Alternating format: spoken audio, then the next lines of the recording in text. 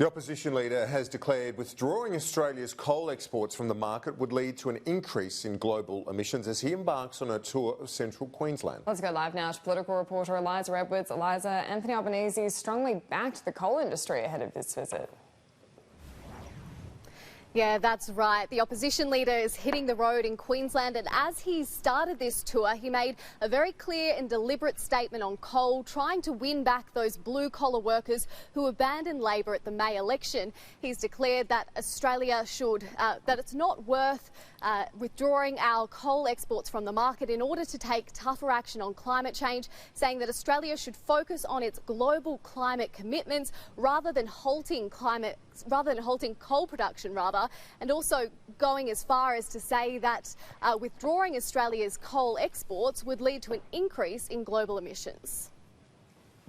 If we were to stop exporting coal tomorrow, then that would just lead to a displacement with more coal being bought from all the places in the world, South America, Indonesia. There's a range of countries. We're not unique in having coal assets.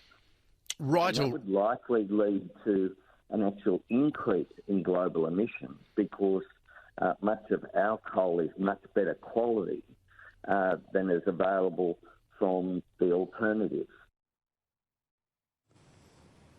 Now, as you can imagine, the Resources Minister, Matt Canavan, has seized on these comments from Mr Albanese, but is challenging Labor to go a step further and declare their support for the construction of the Adani coal mine in central Queensland, which obviously caused endless grief for the Labor Party we saw during the election campaign.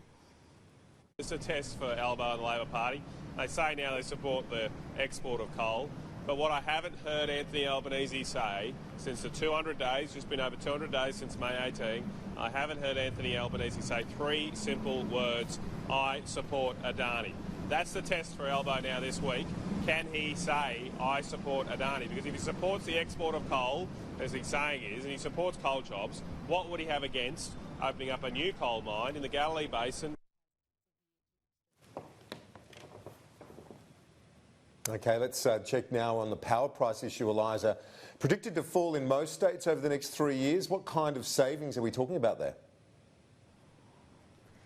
Yeah, Kieran, it depends which state you live in, but it's mostly good news, particularly in Queensland. Energy users in the Sunshine State could be saving $278 within the next 3 years as power prices are predicted to fall by 20%. In New South Wales, the savings are $100 on power bills. In Victoria, it's about $50. $30 in South Australia, but Western Australia is really bucking these trends. Power prices are set to increase by 6%, and that's because of an increase in gas prices. For the rest of the country, though, the Australian Energy Market Commission says power prices are coming down as more renewables enter the market, and government MPs are also claiming credit, saying government policy settings are contributing. Well, this is in part response to what the federal government has been doing by trying to remove the benefits that power companies are getting by having huge vertical integration. Of course, in Queensland, they basically still have monopolies, government monopolies around power generation. But it also comes as a direct consequence of just simply having more supply in the grid. And that's been the focus of this government at every point, to stabilise the investment environment, to make sure that people can money on the table so they can invest in the future of energy markets in Australia. Now, despite these predicted savings, the Energy Minister, Angus Taylor, says there's still more room to move when it comes to driving power prices down. Kieran and Annalise?